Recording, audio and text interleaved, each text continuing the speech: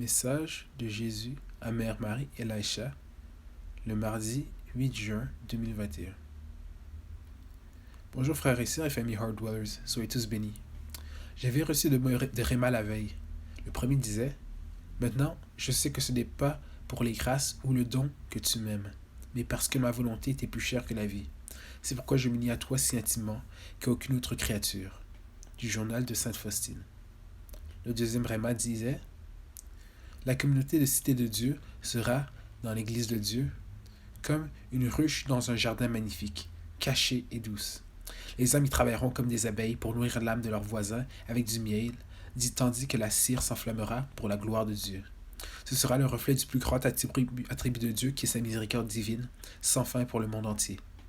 Chaque acte de la miséricorde de Dieu découlera de l'amour. Cet amour dont ils seront comblés à en déborder. Ils s'efforceront de s'approprier ce grand attribut de Dieu et d'en vivre, d'amener les autres à le reconnaître et à faire confiance à la bonté de Dieu. Waouh! Donc, je continue à penser que la communauté Cité de Dieu était sur la pensée du Seigneur. Quand je suis allé prier près de l'arbre de la Sainte Mère, je ne pouvais m'arrêter de penser à elle. Mes yeux étaient fixés sur elle et sur la peinture que j'ai peinte sur l'arbre. Il semblait que comme si elle devenait presque vivante devant mes yeux. Alors que je commençais à avoir une vision ouverte d'elle qui sortait derrière l'arbre. Elle avait les pieds nus, en plus d'un voile blanc et une robe avec des petites fleurs roses sur son voile. Elle était si gracieuse que j'ai été en admiration qu'elle soit physiquement présente devant mes yeux. J'ai été fasciné par sa beauté et son visage. J'ai été figé de crainte lorsque j'ai appelé mes frères sur le walkie-talkie afin qu'ils se dépêchent à venir, que la Sainte Mère était là. Mes frères ont couru et tous sont tombés à genoux en sanglotant de crainte en la regardant. Elle a souri et s'est assise devant l'arbre et nous avons demandé à Mère Claire de venir. Certains des gars sont retournés pour porter le père Ézéchiel jusqu'à elle. Tout cela, j'ai vu juste au moment où la dernière chanson se terminait par l'adoration et mes yeux étaient ouverts. J'étais juste stupéfaite en sortant de cette vision, en pensant: Seigneur, était-ce réel? Me rappelant le message que Jésus a dit de la Sainte Mère, étant physiquement avec nous durant la tribulation. J'étais ébloui. Je pouvais donc sentir que le Seigneur voulait me parler, mais les mouches là-haut me rendaient folle. Nous avons des mouches ici et là sur la montagne. Maintenant, depuis le printemps que le printemps bourgeonne, toutes les bestioles sortent, incluant les mouches. Quand nous sommes arrivés ici pour la première fois, c'était si grave puisqu'ils se rassemblaient tous autour de vous. Mère Claire savait que c'était d'origine démoniaque. Elle a prié et a demandé au Saint-Ange de venir aider à s'en débarrasser sur la montagne. Ils sont venus et toutes les mouches sont parties. Aujourd'hui, cependant, étrangement, il y en avait quelques-unes qui ne disparaissaient pas du tout. Elles ont continué à voler autour de moi et à atterrir sur Jésus à l'autel, ce qui m'a rendu si livide. Alors, je me suis retrouvé à essayer de les chasser. J'ai décidé de m'éloigner afin de pouvoir écrire sans distraction, afin de pouvoir entendre du Seigneur. Cependant, lorsque j'ai déménagé dans le nouvel emplacement, les mouches m'ont simplement suivi là-bas. Ensuite, je me suis retrouvé coincé à essayer de tirer mon ongle. Puis, j'ai commencé à m'éloigner les ongles plutôt que de taper. Par la suite, je suis devenue anxieuse, pensant: oublie ça, peut-être que le Seigneur n'a rien à me dire. Mais quelque chose m'a dit de presser plutôt que de faire mes valises et de partir. Alors, je l'ai fait. J'ai commencé par: Bonjour Seigneur. Jésus a immédiatement répondu: Pourquoi hésites-tu à m'écrire et à m'entendre? Parce que je suis tellement distraite, Seigneur, avec mon esprit sur tant de choses, pardonne-moi. Eh bien, cela ne m'a jamais empêché de parler avec toi. Oui, et pour cela je suis reconnaissante, Seigneur. Qu'est-ce que tu as sur le cœur? J'avais à nouveau arrêté d'écrire parce que j'étais distraite par les mouches qui arrivaient, les frappant et combattant les pensées d'abandonner, de partir et de rentrer chez moi. Alors j'ai dit: Cher Seigneur, aide-moi. Tu vois comment je peux facilement être prise au piège. Jésus a répondu: C'est à cause de ton incrédulité et le doute. Oh, comme cela me fait mal, mes bien-aimés. Je désire parler avec vous et j'ai beaucoup à vous dire.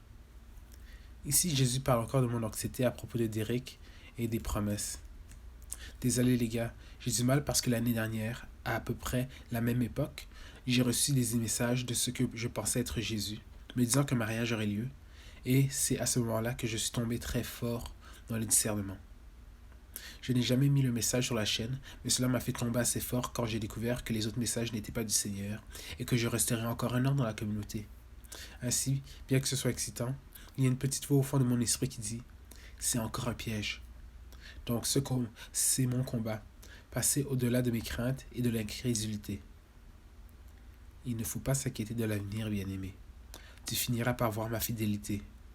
Ne vois-tu pas maintenant que j'ai déjà préparé le terrain pour toi, ma petite? Tout s'assemblera magnifiquement. Tu dois donc me faire confiance et avoir la foi. Tu as raison, Seigneur. J'ai été étonné quand j'ai découvert combien de terres d'Éric avait acheté. Même avant, tu travaillais en et à travers lui, et il ne savait même pas. Eh bien, les gars, Mère Elisabeth et moi avons été en train de prier avec ferveur sur le terrain au Ghana que nous ne possédons pas encore. Le Seigneur a promis que cela viendrait, en fait, à travers d'Éric, comme j'ai attendu patiemment, essayant de comprendre comment tout s'assemblerait. Puis, quand je lui ai parlé la semaine dernière, il m'a dit avec nonchalance qu'il avait acheté des terres l'année dernière pour l'agriculture. 100 acres de terre au Ghana pour être exact. J'ai pensé, quoi? Hashtag, tais-toi Seigneur. Cependant, il n'est toujours pas d'accord avec la mission ou quoi que ce soit de cela. Mais son cœur est prêt à au moins envisager de venir ici. Merci à tous ceux qui se sont tenus à côté de moi en croyant. Je vais faire confiance à Jésus pour arranger les choses une fois qu'il sera ici. Continue donc à prier pour lui afin qu'il arrive ici. Jésus continua.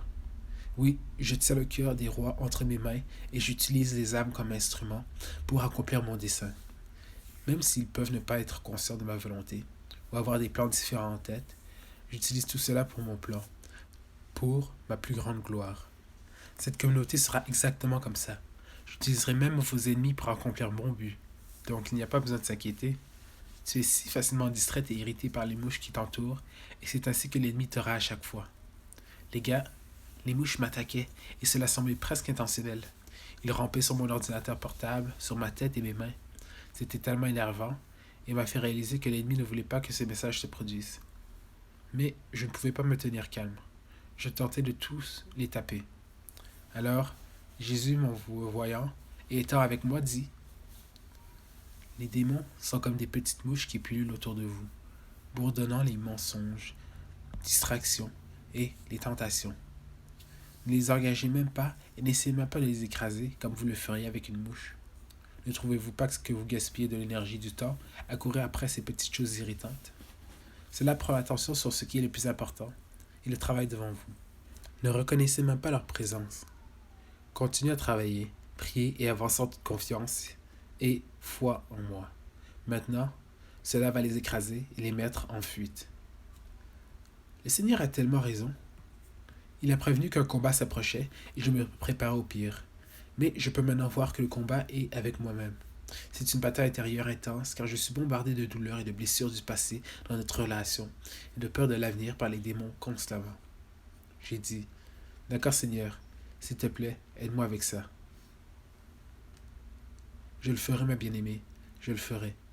Une fois que Derek viendra, il sera totalement à bord avec ce que je vous ai appelé à faire tous les deux. Mais donne-lui du temps. Continue à être patiente. Mon timing est parfait.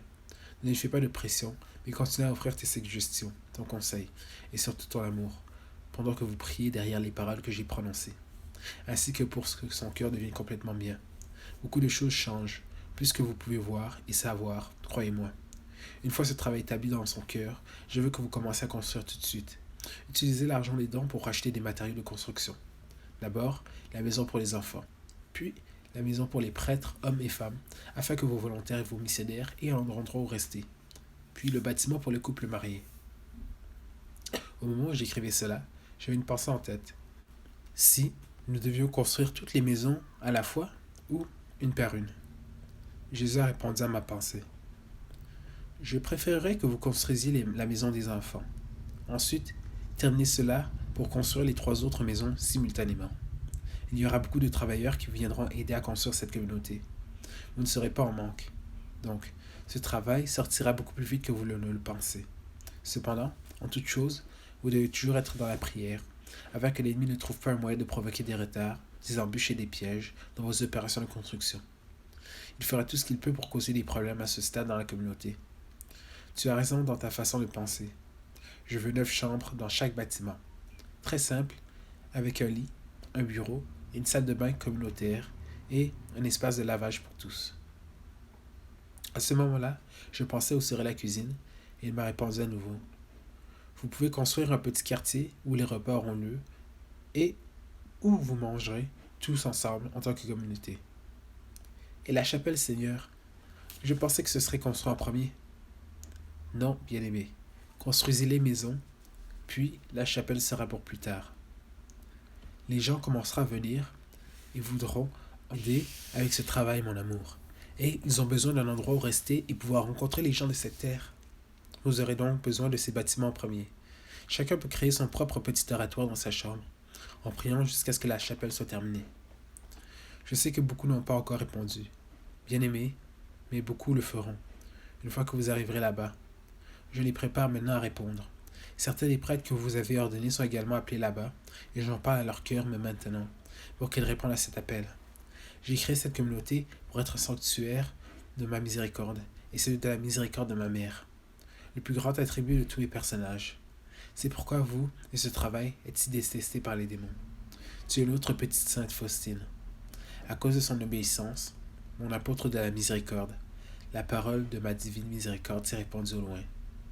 Mais beaucoup ne courent toujours pas vers elle, n'y ont pas confiance, ou n'ont pas confiance en ma miséricorde comme ils le devraient. Beaucoup encore ignorent le sacré cœur de ma mère, qui bat en union avec le mien, et les rayons de miséricorde qui en découlent, qui amènent les âmes les plus réprouvées dans ma lumière divine. Ma bien-aimée, tu as été baptisée apôtre de la miséricorde divine de ma mère. C'est précisément à cause de ta faiblesse, de ta pauvreté et de ta simple misère que tu as été choisi pour ce rôle, parce que tu es venu te voir tel que tu es vraiment. Pure misère sans mon amour et ma miséricorde. Tu ne désirais plus mes dons, mais ma volonté parfaite dans toutes les situations. Et c'est pourquoi je t'ai fait comprendre pourquoi je m'initie intimement à toi. Ne crains pas ces mots, ma bien-aimée.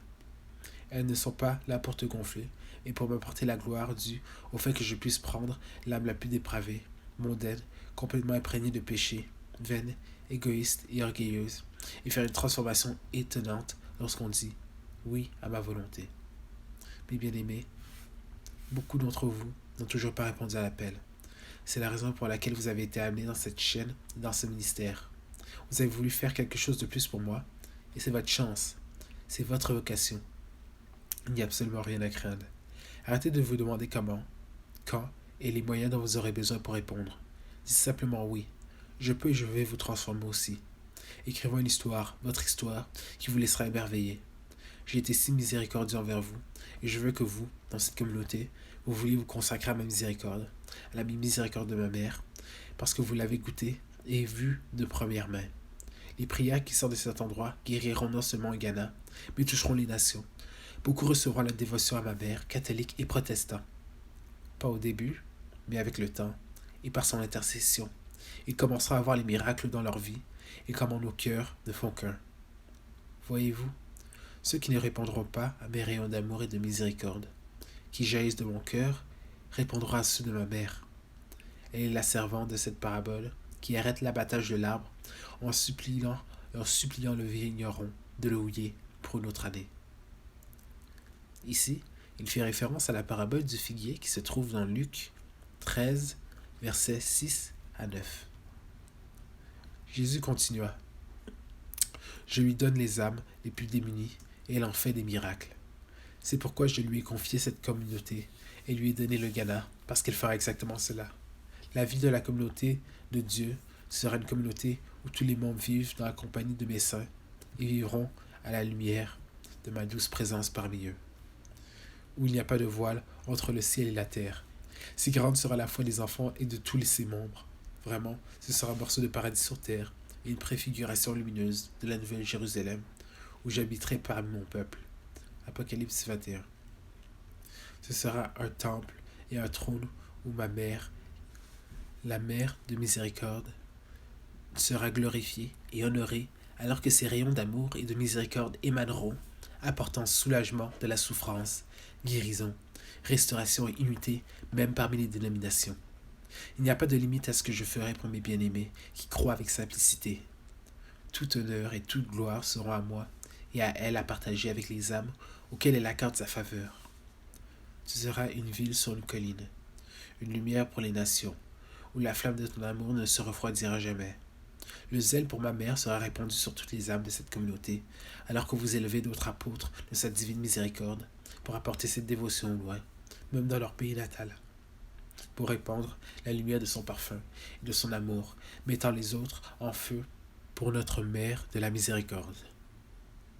C'était la fin du message de Jésus à Mère Marie et Laïcha.